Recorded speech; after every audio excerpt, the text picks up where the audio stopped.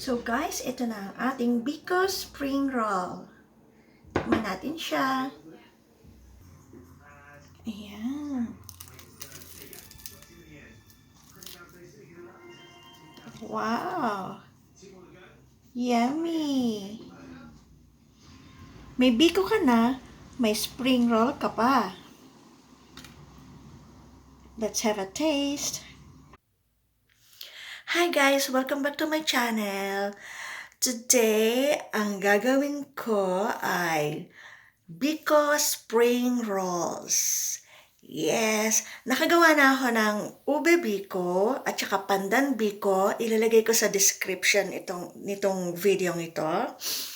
And this time, ordinaryong biko lang siya at gagawin natin siyang spring rolls.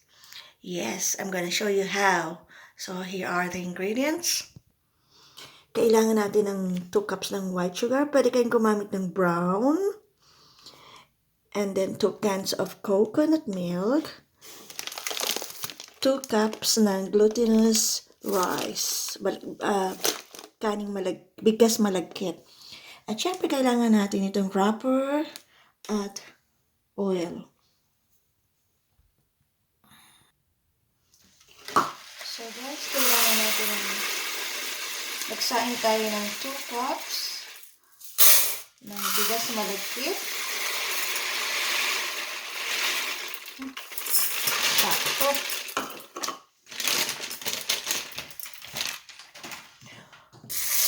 Huwag natin damihan ng tubig para hindi siya masyadong lutong-luto, para hindi siya sobrang lambot.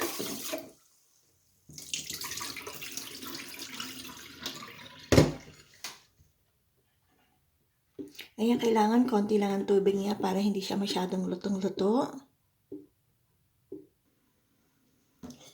So, kailangan natin ng 2 cans ng coconut milk.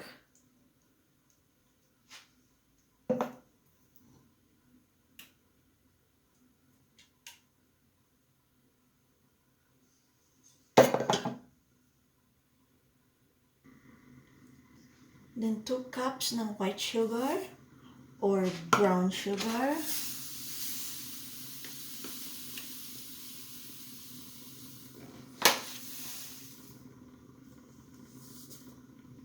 Yan. Gawin natin siya. And bayaan natin siya lumapot.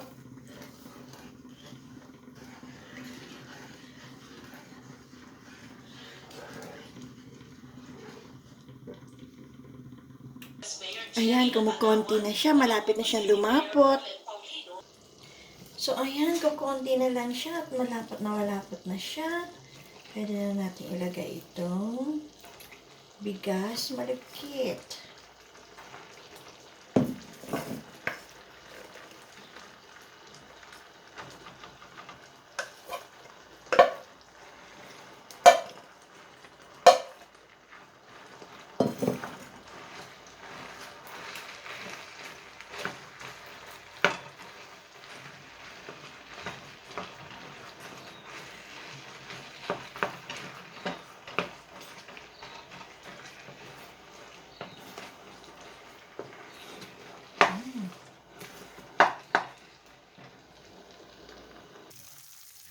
So, ayan guys. Tuyo na siya. Ayan. Sticky na. Tuyo na siya. Dry na. It's already dry. So, pwede na siyang iahon at palamigin.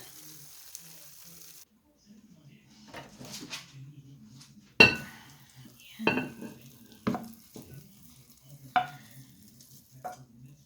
Yummy!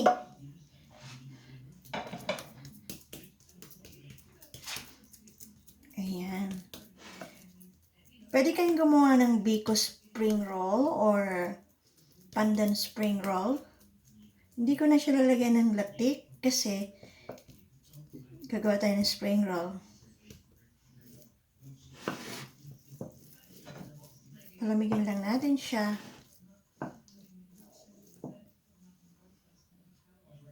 So guys, ayan, malamig na siya. So, lagay na natin siya sa wrapper.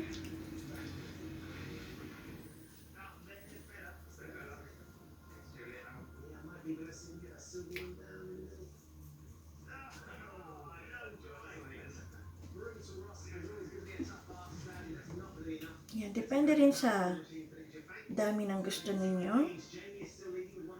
Yan. I-roll lang natin siya.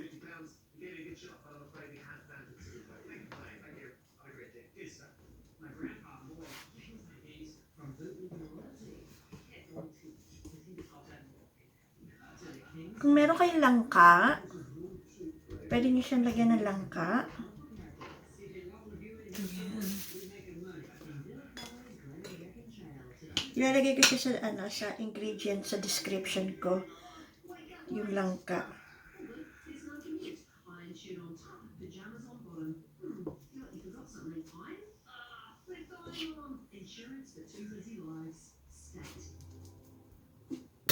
Ayan.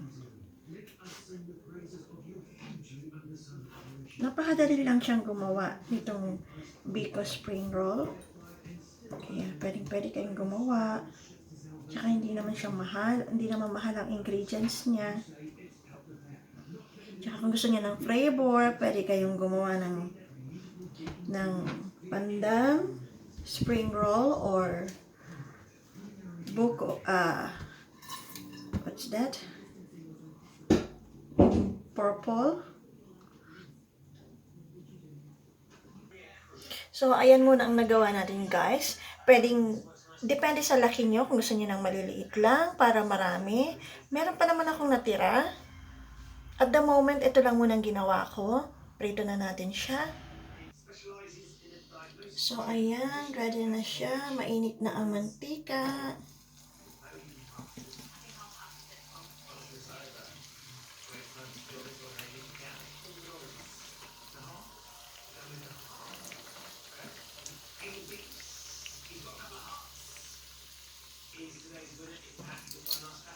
So, ayan, balik-tali na natin siya.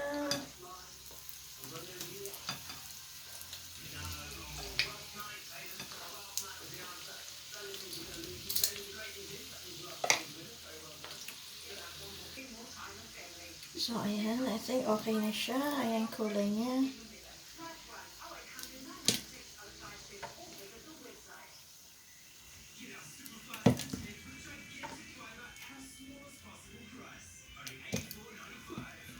Another batch.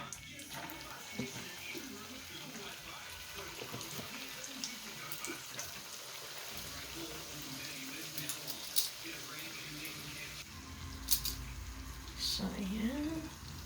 Balik na rin natin siya.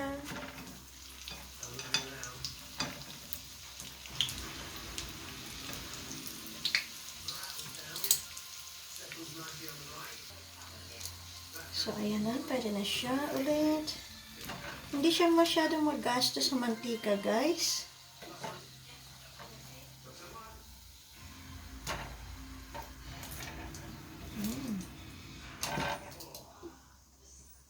So, guys, ito na ang ating Biko Springroll. Tikman natin siya. Ayan. Wow! Yummy! May biko ka na, may spring roll ka pa. Let's have a taste.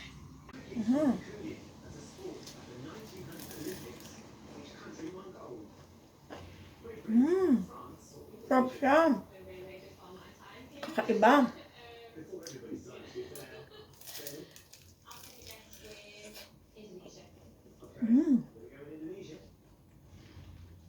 Yummy. Masarap.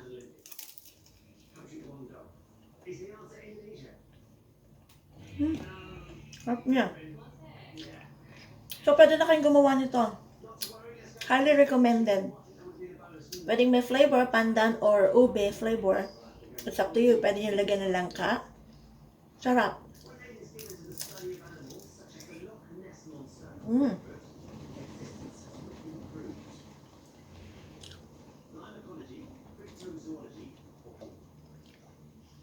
So, that's it, guys. Gawa na kayo ng spring roll biko. Biko Springrolls. Sarap niya, promise. Pang merienda. Thank you for watching, guys. So, may natutunan naman kayo sa aking isang pagkain, pang merienda, and very affordable at madali siyang gawin.